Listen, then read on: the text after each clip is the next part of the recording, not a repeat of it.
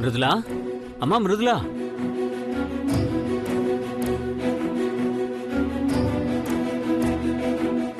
మృదులా, భారతి. ఏంటండి?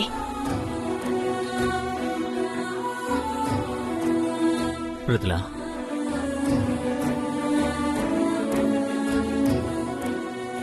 ఏంటండి అంత సంతోషంగా ఉన్నారు?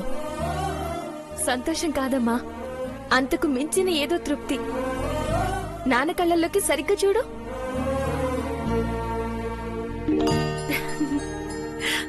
కళ్ళల్లోకి చూసి మనసేంటో చెప్పేస్తావు. అందుకే ఎప్పుడూ కూతురు రూపంలో వచ్చిన అమ్మలా కనిపిస్తావు.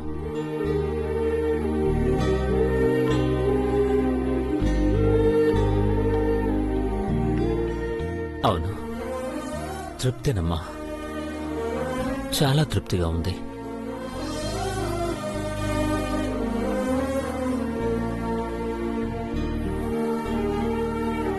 నీ రుణం తీర్చుకునే అవకాశం వచ్చిందన్న తృప్తిగా ఉంది.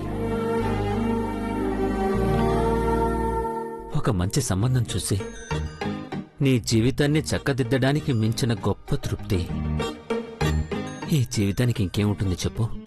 అందుకే చూశానమ్మా, చాలా గొప్ప సంబంధం.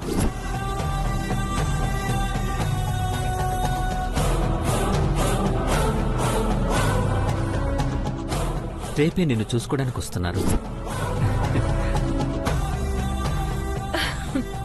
వావ్, సూపర్ మామయ్య.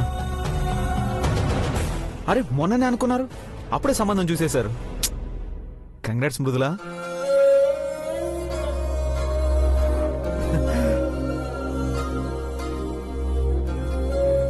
ఇప్పుడు ఉన్న పళంగా పెళ్లి చూపులేంటి నాన్న? ఉన్న పళంగా ఏమీ కాదమ్మా. మానసి మధులకి పెళ్లి కుదిరినప్పటి నుంచి ఆలోచిస్తున్నాం. ఇద్దరు కూతుళ్ల పెళ్లి ఒకే మండపంలో చేయాలన్నది మీ నాన్న కోరికని నీకు తెలుసు కదా.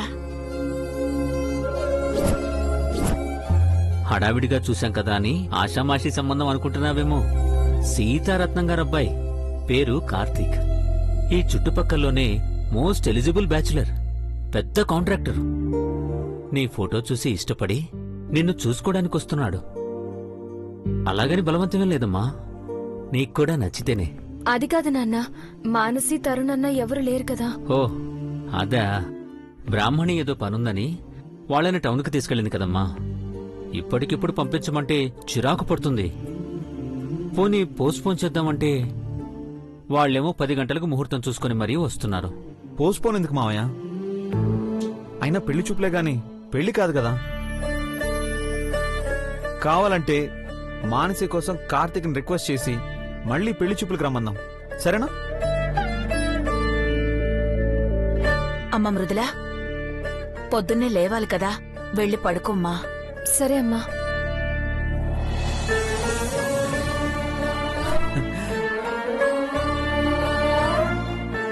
రా.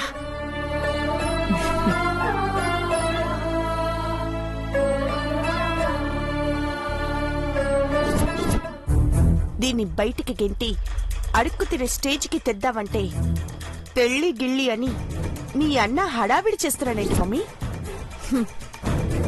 వాళ్ళ హడావిడి వాళ్ళు చేస్తే మన హడావిడి మనం చేద్దాం.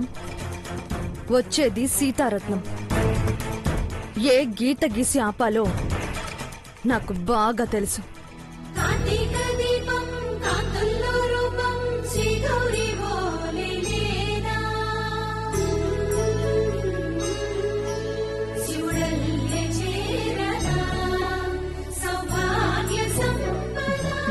నా అదిష్టే తగిలేలా ఉంది.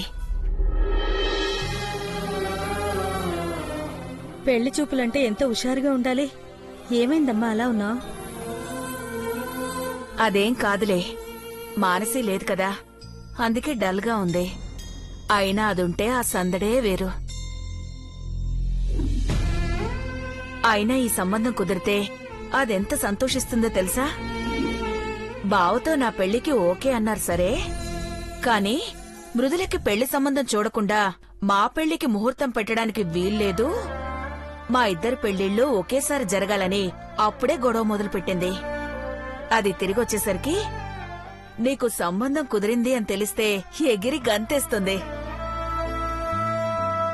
అమ్మో, టైం అయింది, వాళ్ళొచ్చేస్తారు.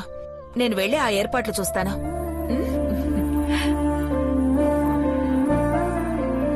అయ్యో, అసలు విషయం మర్చిపోయాను. ఇప్పుడే వస్తాను.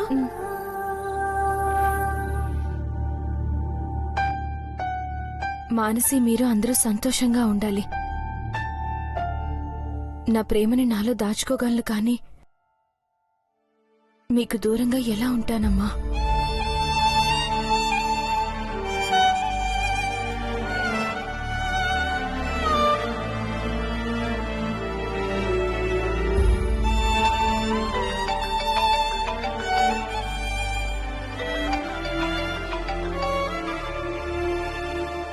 చెప్పండి మావయ్య. మధు, ఏర్పాట్లన్నీ అయిపోయాయా? అయిపోయాయి మావయ్య. వచ్చేసారా వాళ్ళు? ఇంకా లేదురా, ఇంకో 10 నిమిషాలు పడుతుందంట.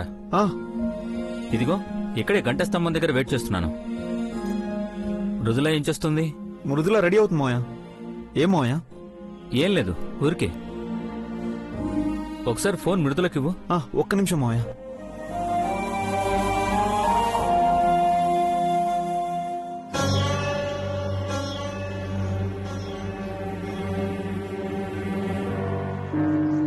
మృదుల, మృదుల,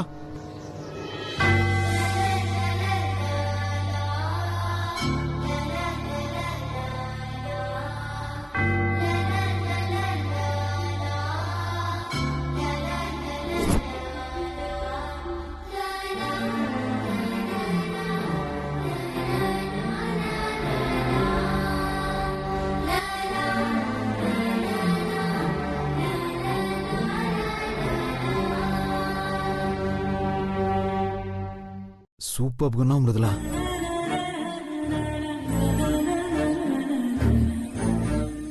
ఓ షిట్, మావయ్య ఫోన్.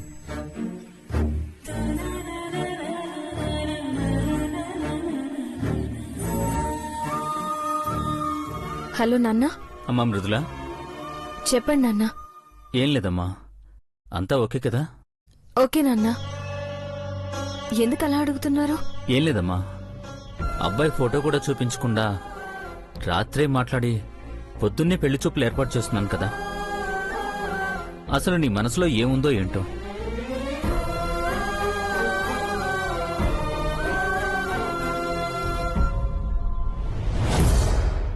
మీరేం చెప్తే అది చేయడమే అలవాటు నాన్న. దాని గురించి ఆలోచించే అలవాటు లేదు. మీరేం చేసినా నా మంచి కోసమే చేస్తారు. అదేనమ్మా, అదే నా భయం. ప్రతి క్షణం మా కోసం ఆలోచిస్తావు, మా కోసం కోటి పూజలు చేసుంటావు. మరి నీకోసం మేమెంత ఆలోచించాలి? మానస్ అంటే నా కన్న కూతురు, నా చెల్లెలి కొడుకు, అయిన సంబంధం. కానీ మమ్మల్ని కళ్లల్లో పెట్టుకొని చూసుకునే కూతురువమ్మా నువ్వు. కన్న కూతుర్ని మించిన బాధ్యత నీ మీదుందమ్మా. అందుకే ఏరి కోరి మరీ గొప్ప సంబంధం తీసుకొచ్చాను. పొద్దున్నుంచి 1,00,000 సార్లు దేవుడికి మొక్కుకోనుంటాను. ఈ సంబంధం కుదిరిపోవాలని, నీకు నచ్చాలని. ఇద్దరి కూతుళ్ల పెళ్లిళ్లు ఒకేసారి ఘనంగా జరిపిస్తాను. నువ్వనుకుంటే ఏదైనా అయిపోతుంది కదా. గట్టిగా అనుకో తల్లి, మంచి సంబంధం. సరే నాన్న, అయిపోతుంది. నా బంగారు తల్లివి. అదిగో వాళ్ళొచ్చేస్తున్నారు, ఉంటాను. సరే నాన్న.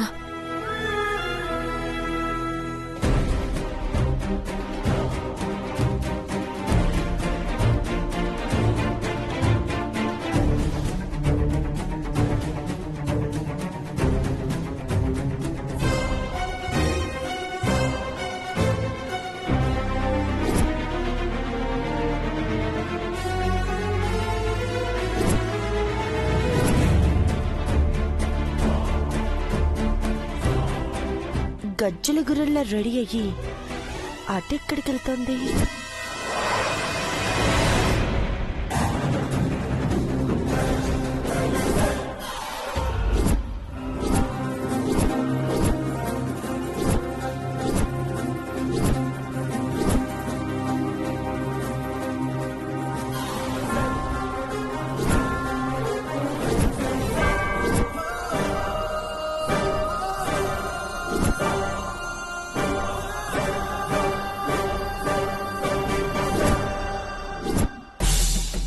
ఇప్పుడు ఇది చూసిందంటే నా ప్లాన్ మొత్తం సర్వనాశనం అయిపోతుంది.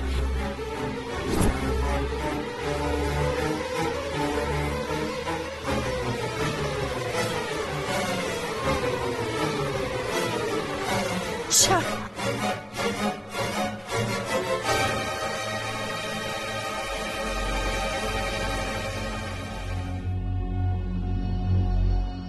మృదులా,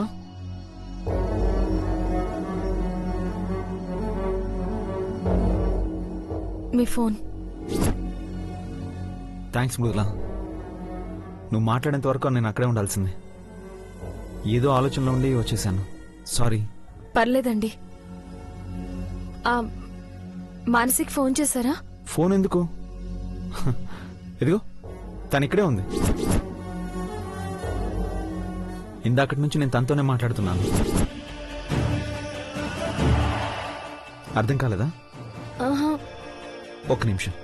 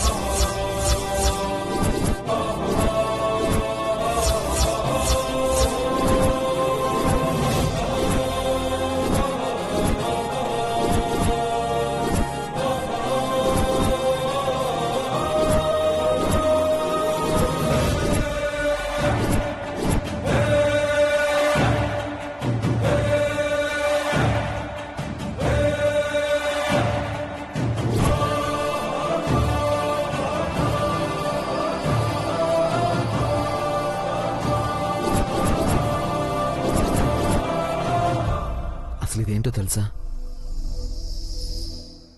2 అక్షరాల్లో చెప్పాలంటే ఇది నా ప్రాణం.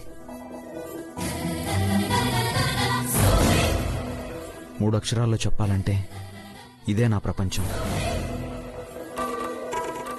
మొత్తంగా చెప్పాలంటే ఇది నా జీవితం. It's my life. My life. నేను రాసినవన్నీ జాగ్రత్తగా పెట్టుకుని నా ప్రాణం జీవితం అంటున్నాడేంటి? మృదులా, అర్థమవుతుందా మృదులా?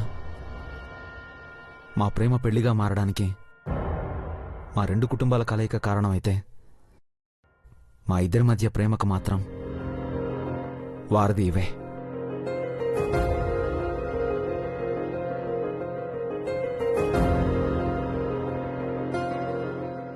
మానసి నా జూనియర్గా ఎప్పటి నుంచో తెలుసు. కానీ మనసు పడింది మాత్రం ఈ కీ చైన్లో కవిత చదివాకే.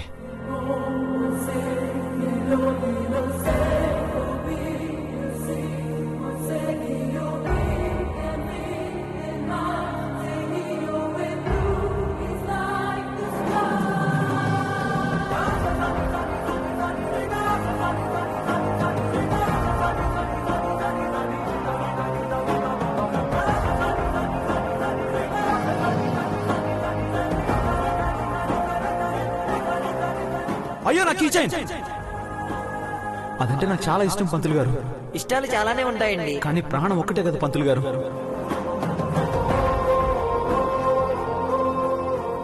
మృదులా! మృదులా!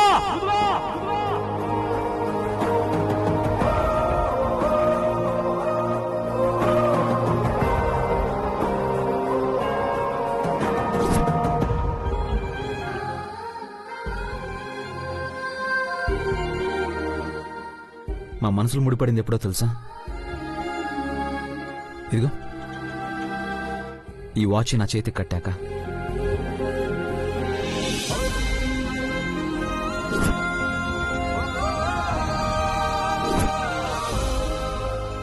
ఈ వాచ్ నా దగ్గర ఉన్నంతసేపు నా గుండె చప్పుడుకి తన గుండె చప్పుడు తోడై తనెప్పుడు నాతోనే ఉన్న ఫీలింగ్ కలుగుతుంది. ఒక్క మాటలో చెప్పాలంటే నేను ప్రేమలో పడ్డానికి, మానసిని ప్రేమించడానికి ఈ జ్ఞాపకమే కారణం.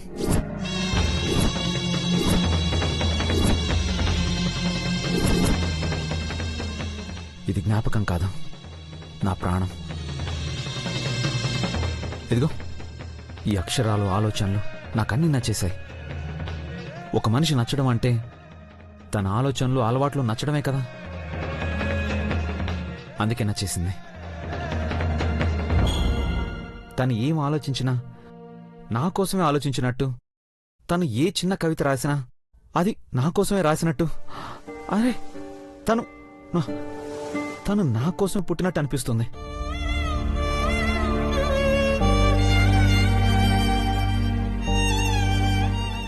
అరటిపండు తొక్క వలిచినట్టు అంత క్లియర్ గా చెప్పాక ఇంకా అర్థం కాకుండా ఉంటుందా?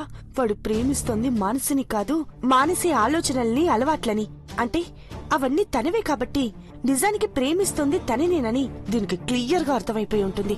కొంపదీసి ఇది ఇప్పుడు బయటపడిపోదు కదా. నా మనసుకు నచ్చిన అమ్మాయి నన్ను ఇష్టపడ్డం, తను నా మరదలే కావడం, అడ్డుపడతాయనుకున్న కుటుంబ గొడవలన్నీ తొలగిపోవడం, అసలు మేము అడగకుండానే మా పెళ్లి నిశ్చయించడం, ఇంతకన్నా సక్సెస్ఫుల్ లవ్ స్టోరీ ఇంకెక్కడన్నా ఉంటుందా? ఇంతకన్నా అదృష్టం వేరే ఏమన్నా ఉంటుందా? ఇప్పుడు నీ పెళ్లి చూపులు కూడా సక్సెస్ అయిపోయి నాకు మానసికి, నీకు కార్తిక్కి, మనతో పాటు తరుణ్ బాబు పెళ్లి కూడా ఒకే మండపంలో పెళ్లి జరిగితే ఎంత బాగుంటుంది. అత్తమామల కోరిక కూడా అదే కదా. నీది మంచి మనసు బదులా నువ్వేదన్నా అనుకుంటే అయిపోతుంది కదా. గట్టిగా అనుకో మృదులా, అనుకుంటావు కదా. సరే. థ్యాంక్స్ మృదులా. అన్నట్టు నీకు విషయం తెలుసా? అయినా ఈ విషయం నీతో చెప్పాల్సిన అవసరం లేదు, కానీ మనం మాట్లాడుకోవాలి. ఎందుకంటే ఇది మావయ్య గొప్పతనం గురించి. అమ్మని క్షమించి భూదేవంత ఓర్పుందని నిరూపించుకున్నాడు. అలాగే పెట్టే విషయంలో కూడా కర్ణుడంతటి వాడు మా మావయ్య. తను కష్టపడి సంపాదించిన ఆస్తి మొత్తం 3 భాగాలు చేసి మానసికి, నీకు, తరుణ్ బావుకి సమానంగా పంచుతున్నారంట. అంత గొప్ప మనసు ఎవరికుంటుంది చెప్పు? ఆయన కోరిక తీరి నీ పెళ్లి చూపులు ఓకే అయ్యి అందరి పెళ్లిళ్ళు ఒకే మండపంలో జరగాలి, అంతే. దీన్నెల బయటికి గెంటాలా అని ఆలోచిస్తుంటే మాతో పాటు ఒకే మండపంలో పెళ్లి, మాతో పాటు ఆస్తులు సమానంగా వాటా. ఆస్తిలో వాటా కాదే, నీ అస్థికలు గోదట్లో కల్పిస్తా చూడు. సరే వాళ్ళు వచ్చే టైం అవుతుంది. వెళ్ళు రెడీ అవ్వు. సరే. నీవెవరో నా గుండె మాటునా, నీ వల్లే మధురయాతనా కనలే. 2 అక్షరాల్లో చెప్పాలంటే ఇది నా ప్రాణం. నిరీక్షణ 3 అక్షరాల్లో చెప్పాలంటే ఇదే నా ప్రపంచం. ఆశలేగా మొత్తంగా చెప్పాలంటే ఇది నా జీవితం. నీ అక్షరాలుగా ప్రియలేఖ రాసి పంపి చూడు నీకు అంకితం.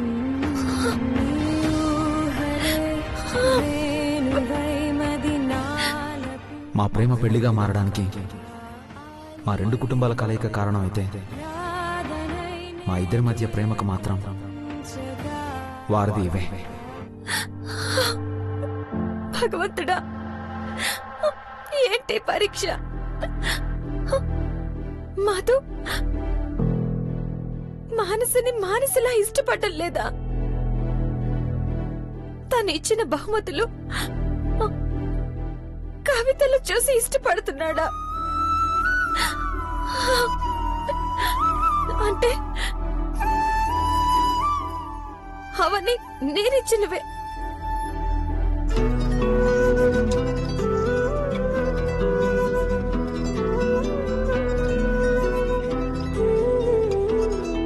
ఒక మనిషి నచ్చడం అంటే తన ఆలోచనలు, అలవాట్లు నచ్చడం అయినప్పుడు అవి నా ఆలోచనలే అయినప్పుడు తనిష్టపడుతుంది నన్నా